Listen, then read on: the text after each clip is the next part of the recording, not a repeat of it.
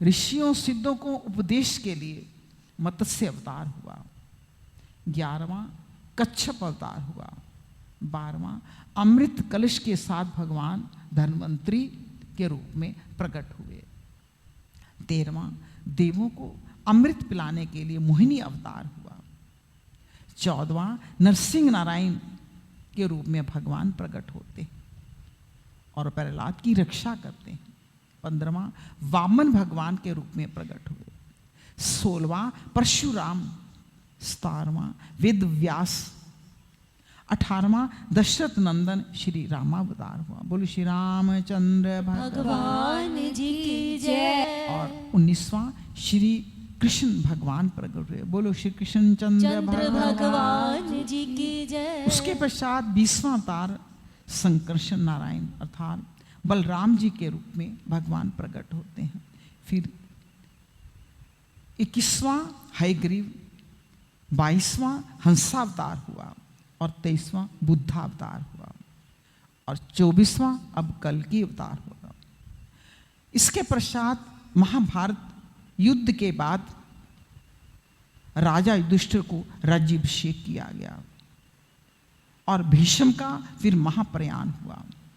फिर परीक्षित का जन्म भगवान श्री कृष्ण का द्वारिका गमन बताया गया है और द्वारिका में भगवान का राजोचित स्वागत किया गया। उसके पश्चात विदुर जी का धृतराष्ट्र को धर्म का उपदेश देना, गांधारी आदि धृतराष्ट्र का वन गमन, धर्मराज युधिष्ठिर का धर्मपूर्वक राज्य शासन, अपनी प्रजा को धर्म का उपदेश, भीम तथा नकुल सहदेव से अनेक प्रकार के उपद्रवों के विषय में फिर संवाद हुआ, अर्जुन का द्वारका से लौटना, धर्मराज युधिष्ठिर का अपने भाइयों से महाप्रयाण के विषय में संवाद, कृष्ण विवाह, पांडवों का परीक्षित को राज्याभिषेक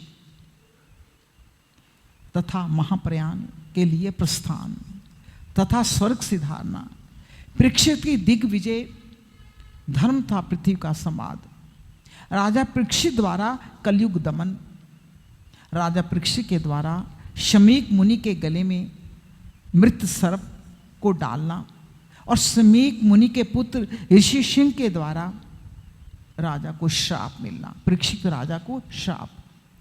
उसके पश्चात राजा परीक्षित का अनशन व्रत पर बैठ जाना, तब भगवान शुकदेव जी का आगमन होता है और भगवत गुणानुवाद करते हैं। राजा परीक्षित को ऋषि शुकदेव जी के द्वारा श्री कृष्ण की महिमा का कथन करना और उसके पश्चात उन्होंने बताया कि भागवत के 10 लक्षण।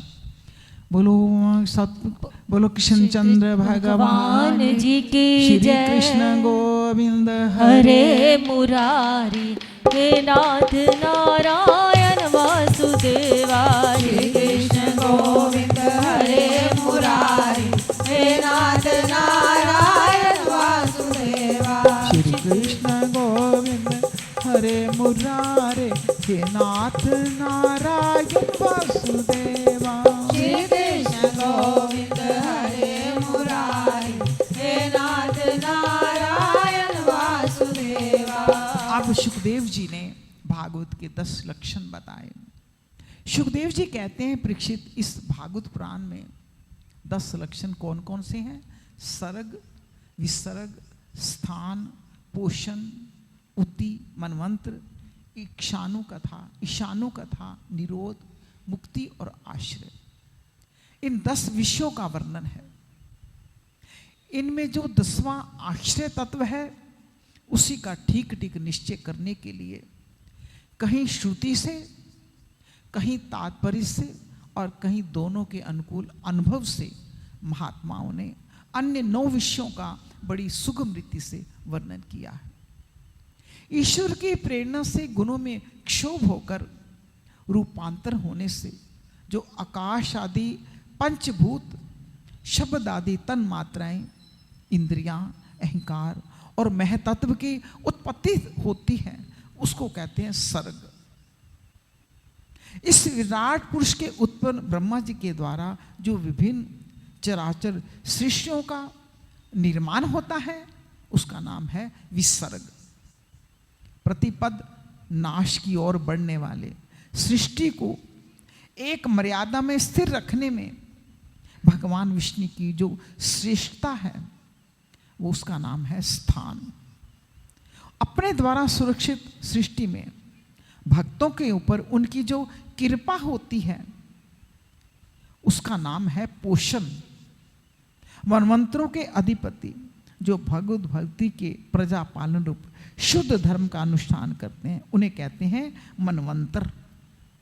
जीवों की जो वासनाएं हैं कर्मों के द्वारा उन्हें बंधन में डाल देती हैं उसे कहते हैं उति। उति नाम से कही जाते हैं।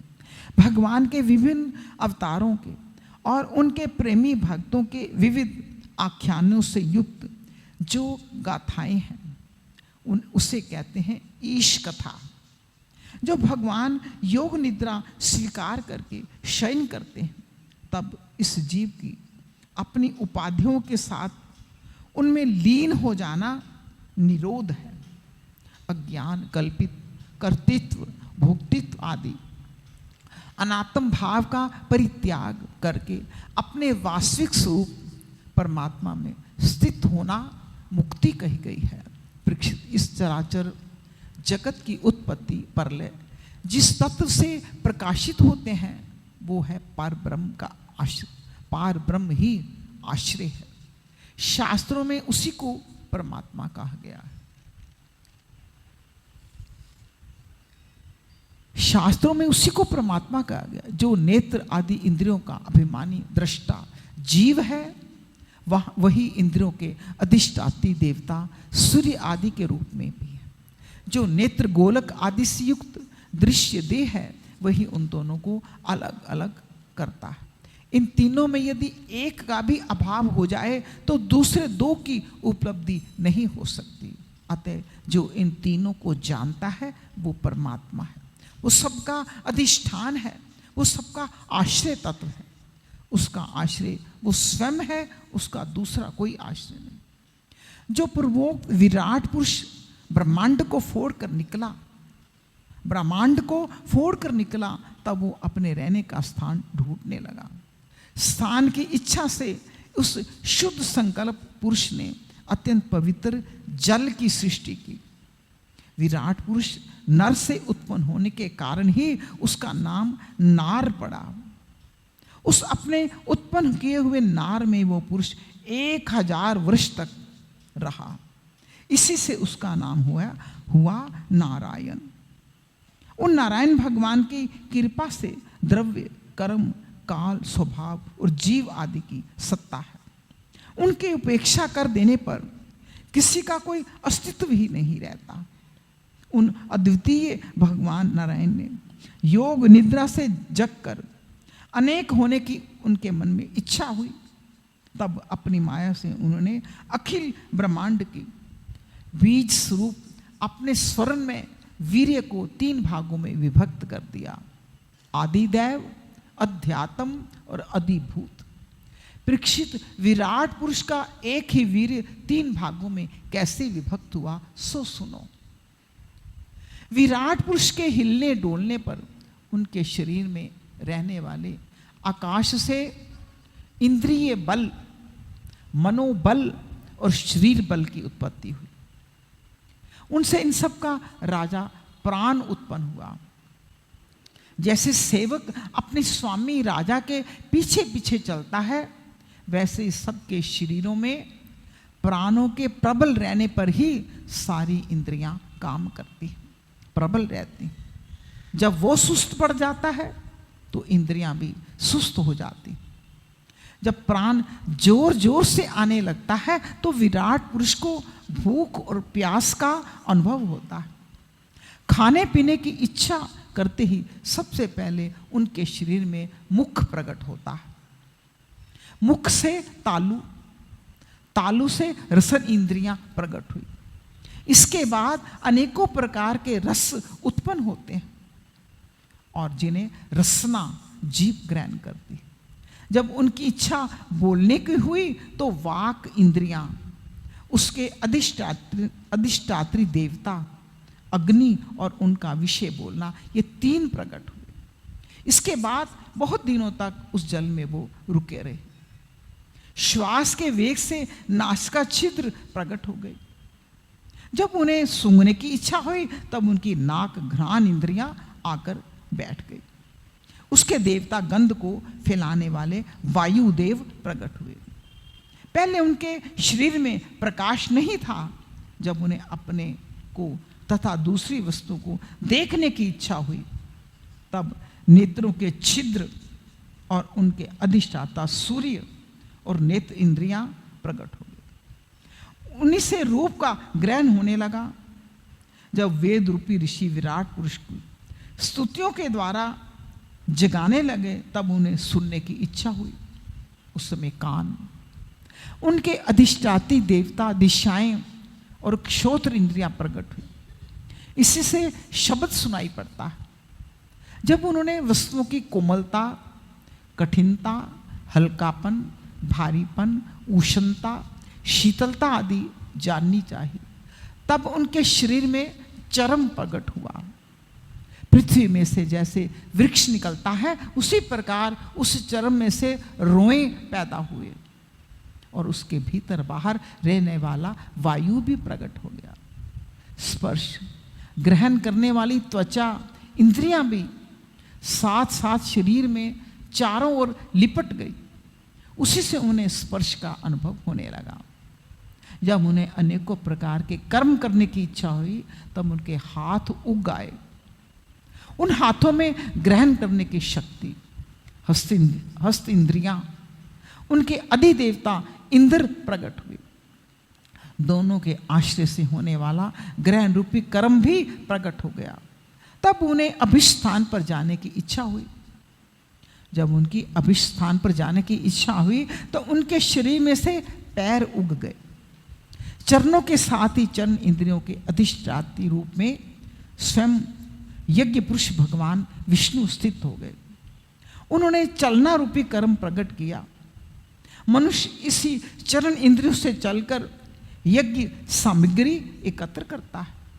संतान, रति, स्वर्ग भोग की कामना होने पर विराट पुरुष के शरीर में लिंग की उत्पत्ति हुई। उस समय उपस्थित इंद्रियां, प्रजापति देवता तथा इन दोनों के आश्रय रहने वाले काम सुख का आविर्भाव हुआ। जब उन्हें मल त्याग की इच्छा हुई तब गुदा द्वार प्रकट हुआ। तत्पश्चात उनमें पायु इंद्रियां और मित्र देवता उत्पन्न हुए। इन्हीं दोनों के द्वारा मल त्याग की क्रिया संपन्न होती है। अपान मार्ग द्वारा एक शरीर से दूसरे शरीर में जाने की इच्छा होने पर नाभि द्वार प्रकट हुआ।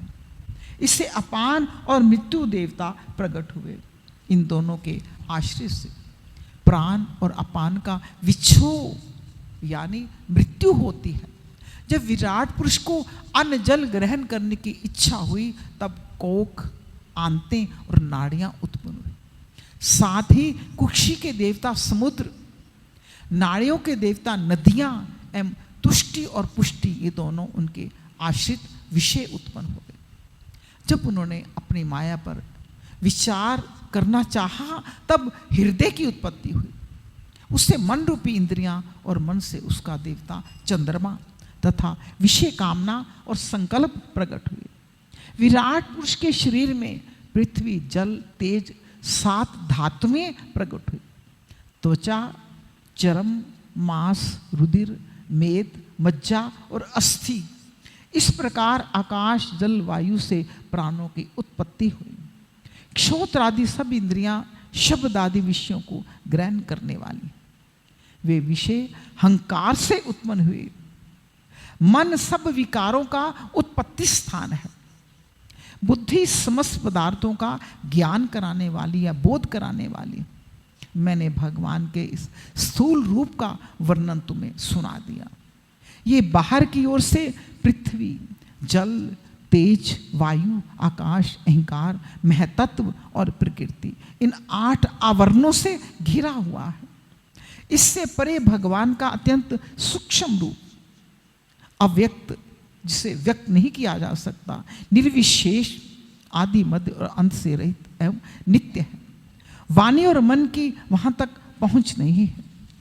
मैंने तुम्हें भगवान के स्थूल और सूक्ष्म, व्यक्त और अव्यक्त जिन दो रूपों का वर्णन सुनाया, वे ही दोनों ही भगवान की माया द्वारा स्थित हैं।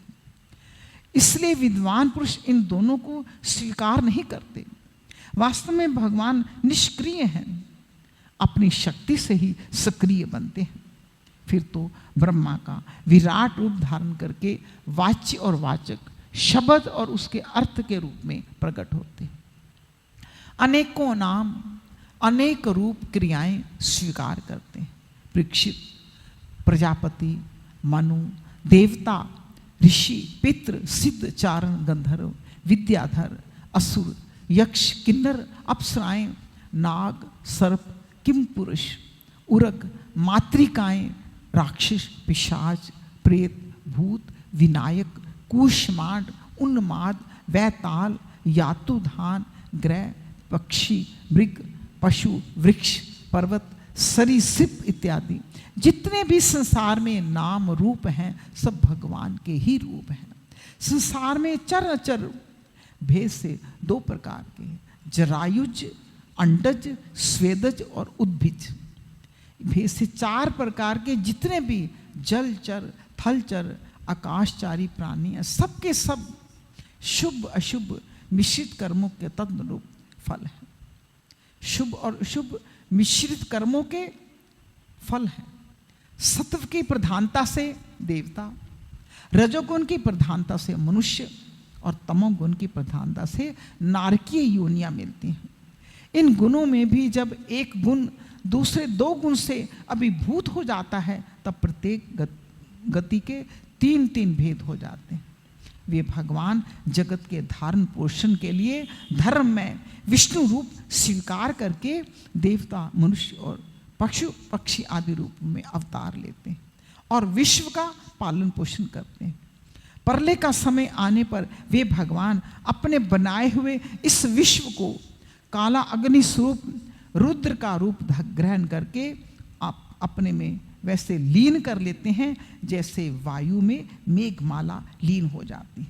परीक्षित, महात्माओं ने अचिंत्य ऐश्वर्य भगवान का इस प्रकार वर्णन किया है, परंतु तत्वज्ञानी पुरुषों को केवल इस सृष्टि, पालन और प्रलय करने वाले रूप में ही इनका दर्शन नहीं करना चाहिए, क्योंकि वे तो इससे परे भी हैं। सृष्टि की रचना आदि कर्मों का निरूपण करके पूर्ण परमात्मा से कर्म का, कर्तापन का संबंध नहीं जोड़ा गया है। वे तो माया से आरोपित होने के कारण कर्तृत्व का निषेध करने के लिए है। ये मैंने ब्रह्मा जी के महाकल्प का अवान्तर कल्पों के साथ वर्णन किया। सब कल्पों में सृष्टि क्रम एक सा होता है, अंतर केवल इतना है, महाकल्प के प्रारंभ में प्रकृति के क्रमशः महत्तत्वादि की उत्पत्ति होती है और कल्पों के प्रारंभ में प्राकृत सृष्टि तो ज्यों त्यों रहती है। चराचर प्राणियों के व्याकृत सृष्टि नवीन रूप से होती है। परीक्षित, काल का परिमाण कल्प, उसके अंतर्गत मनमंत्रों का वर्णन आगे चलकर करेंगे। अब तुम पाद्म कल्प का वर्णन सावधान होकर सुनो। शौनक जी ने पूछा, सूजी, आपने हम लोगों से कहा कि भगवान के परम भक्त विदुर जी ने अपने अति दुस्तज कुटुंबियों को छोड़कर पृथ्वी के विभिन्न तीर्थों में विचरण किया था। उस यात्रा में मैत्रेय ऋषि के साथ अध्यात्म के संबंध में उसकी बातचीत कहाँ हुई? मैत्रेय जी ने उनके प्रश्न करने पर किस तत्व का उपदेश दिया? सूजी, आपका स्वभाव बड़ा सौम्य है, आप विदुर जी का वो चरित्र हमें सुनाइए। उन्होंने अपने भाई बंधुओं को क्यों छोड़ा और फिर उनके पास क्यों लौट आए? सूची ने कहा, शौनकादि ऋषियों, राजा परीक्षित ने भी यही बात पूछी थी। उनके प्रश्नों के उत्तर में श्री सुखदेव जी महाराज ने जो कुछ कहा था वही मैं आप लोगों से कहता हूँ, सावधान होकर के सुनिए। श्री कृष्ण गोविंद हरे मुरारी, हे नाथ नारायण वासुदेव। श्री कृष्ण गोविंद हरे मुरारी, हे नाथ नारायण वासुदेव।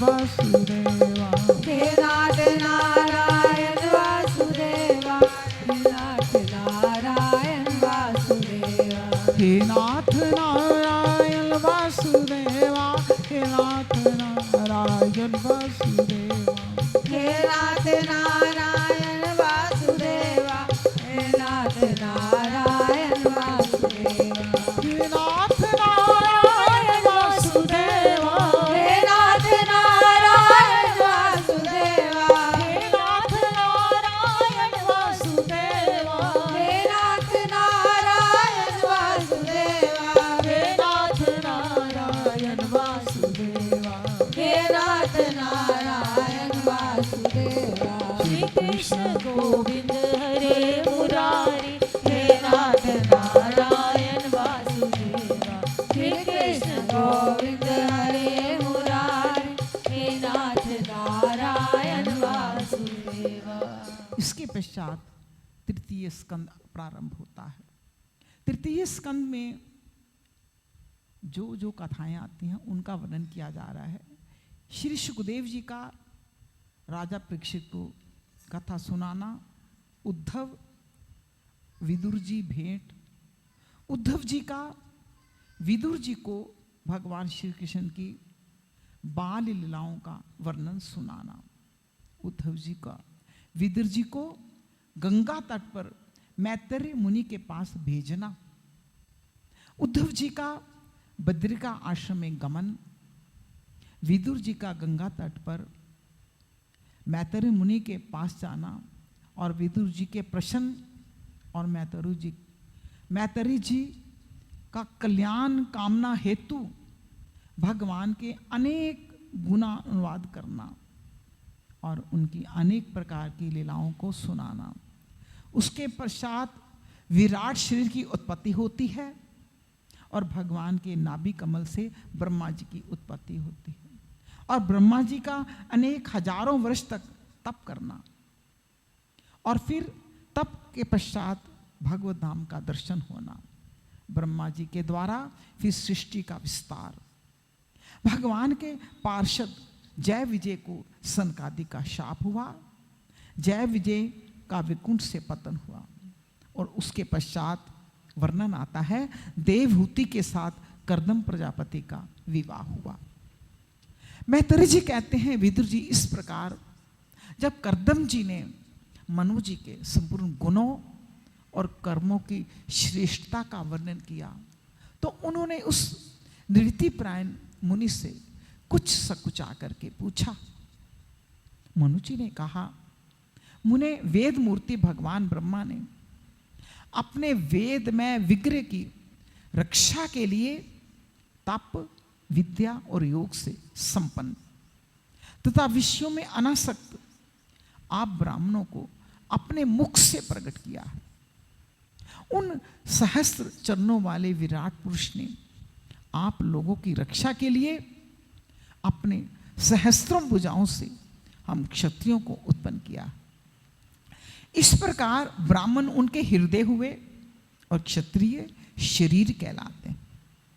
एक ही शरीर से संबद्ध होने के कारण अपनी अपनी और एक दूसरे की रक्षा करने वाले उन ब्राह्मण और क्षत्रियों की वास्तव में श्री हरि ही रक्षा करते हैं, जो समस्त कारण रूप होकर भी वास्तव में निर्विकार है।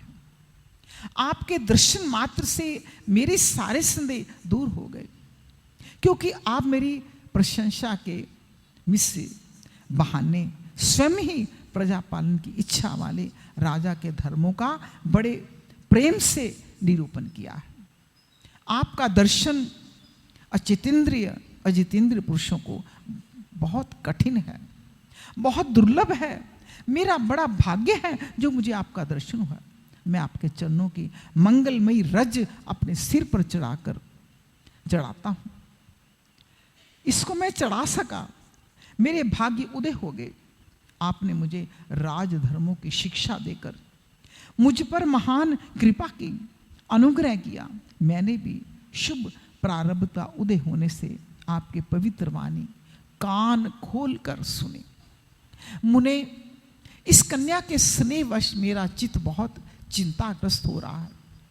अतः मुझे दीन की यह प्रार्थना आप कृपापूर्वक सुने। यह मेरी कन्या है जो प्रिय व्रत उत्तान पाद की बहन है। अवस्था, शील और गुण आदि में अपने योग्य पति की पाने की इच्छा करती है।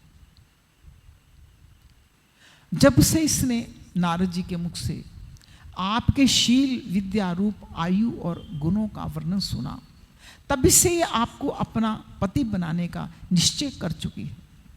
हे द्विजवर, मैं बड़ी श्रद्धा से आपको ये कन्या समर्पित करता हूं, आप इसे स्वीकार कीजिए। ये गृहस्थोचित कार्यों के लिए सब प्रकार से आपके योग्य है। जो भोग स्वतः प्राप्त हो जाए उसकी अवहेलना करना विरक्त पुरुषों को उचित नहीं है। फिर विषयासक्ति तो बात ही क्या। जो पुरुष स्वयं प्राप्त हुए भोग का निरादर कर फिर किसी कृपण के आगे हाथ पसारता है, उसका बहुत फैलाया हुआ यश नष्ट हो जाता है और दूसरों के तिरस्कार से मान भंग भी होता है। हे विद्वान, मैंने सुना है आप विवाह करने के लिए उद्यत हैं। आप ब्रह्मचर्य एक सीमा तक ब्रह्मचर्य एक सीमा तक है। आप नैष्ठिक ब्रह्मचारी तो है नहीं, इसलिए आप इस कन्या को स्वीकार कीजिए।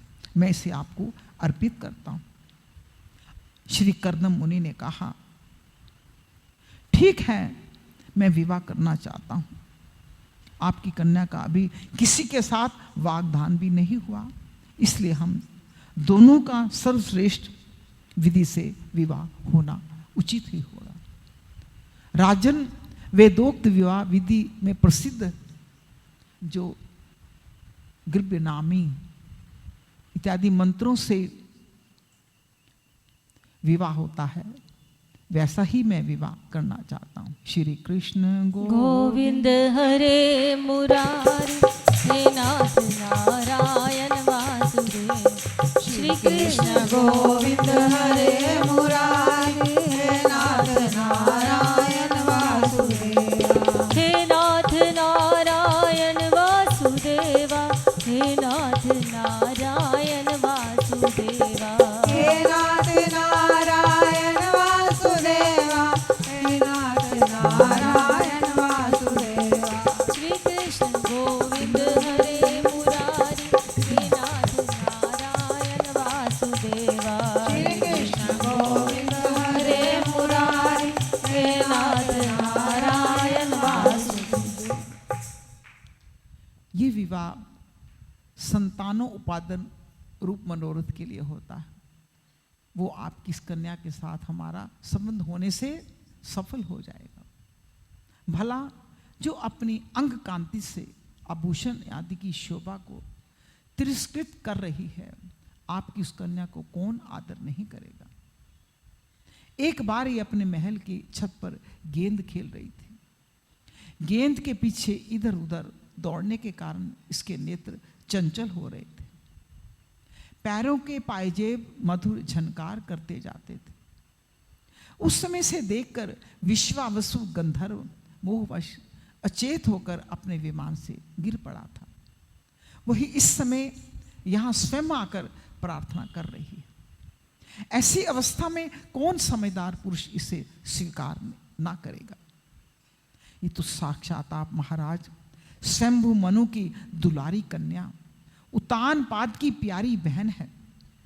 ये रमणियों में रतन के समान है। जिन लोगों ने कभी श्री लक्ष्मी जी के चरणों की उपासना नहीं की, उन्हें तो उसका दर्शन भी नहीं हो सकता। अतः मैं आपकी इस साध्वी कन्या को अवश्य स्वीकार करूंगा, किंतु एक शर्त के साथ, जब तक इसकी संतान ना हो जाएगी, तब तक मैं गृहस्थ धर्म को स्वीकार करूंगा, तब तक मैं इसके साथ रहूंगा। उसके बाद भगवान के बताए हुए संन्यास प्रधान, हिंसा रहित शम दम आदि धर्मों को ही मैं महत्व दूंगा, जिससे इस विचित्र जगत की उत्पत्ति हुई है और जिसमें ये लीन हो जाता है। जिनके आश्रय से ये स्थित है, मुझे तो वो प्रजापतियों के भी पति भगवान श्री अनंत ही सबसे अधिक मान्य है। मैत्रेय जी कहते हैं, प्रचंड धनुर्धर विदुर कर्दम जी केवल इतना ही कह सके, फिर वो हृदय में भगवान के ध्यान में लीन हो गए। कमलनाभ भगवान का ध्यान करते हुए मौन हो गए। उस समय उनके मंद हास्ययुक्त मुख कमल को देखकर देवहूति का चित्त लुभा गया। मनु जी ने देखा इस संबंध में महारानी शतरूपा राजकुमारी की स्पष्ट अनुमति है, अतः उन्होंने अनेक गुणों से संपन्न कर्दम जी को अपनी गुणवती कन्या का प्रसन्नतापूर्वक दान कर दिया, जो उन्हीं के समान थी। महारानी शतरूपा ने भी बेटी दामाद को बड़े प्रेम पूर्वक बहुत से बहुमूल्य वस्त्र, आभूषण और गिस्तोचित पात्र आदि दहेज में दी। इस प्रकार संयोग्य वर को अपनी कन्या देकर महाराज मनु निश्चिंत हो गए। चलती बार उनका वियोग न सह सकने के कारण उन्होंने उत्कंठावश विवल चित्त होकर उसे अपनी छाती से चिपटा लिया। बेटी बेटी कहकर रोने लगे। उनकी आंखों से आंसुओं की झड़ी लग गई। उन्होंने देवहूति के सिर के सारे बाल भिगो दिए। फिर वे मुनिवर कर्दम से पूछकर उनकी आज्ञा लेकर रानी सहित रथ पर सवार हुए और अपने सेवकों से ऋषिकुल सेवित सरस्वती नदी के दोनों तीरों पर मुनियों के आश्रम की शोभा देखते हुए अपनी राजधानी को चले गए। श्री कृष्ण गोविंद मुरारे हे नाथ नारायण वासुदेवा। श्री कृष्ण गोविंद हरे मुरारी हे नाथ नारायण वासुदेवा। दीनों के नाथ दयाल हो भजो राधे गोविंदा। दीनों के नाथ दयाल हो भजो राधे गोविंदा। दीनों के नाथ दयाल हो भजो राधे गोविंदा। दीनों के नाथ दयाल हो भजो राधे गोविंदा। राधे गोविंदा भजो राधे गोविंदा। राधे गोविंदा भजो राधे गोविंदा। राधे गोविंदा भजो राधे गोविंदा। राधे गोविंदा भजो राधे गोविंदा। प्रभु मेरे तो प्राण आधार हो भजो राधे गोविंदा। मेरे को प्राण आधार हो भजो राधे गोविंदा। प्रभु मेरे तो प्राण आधार हो भजो राधे गोविंदा। मेरे तो प्राण आधार हो भजो राधे गोविंदा।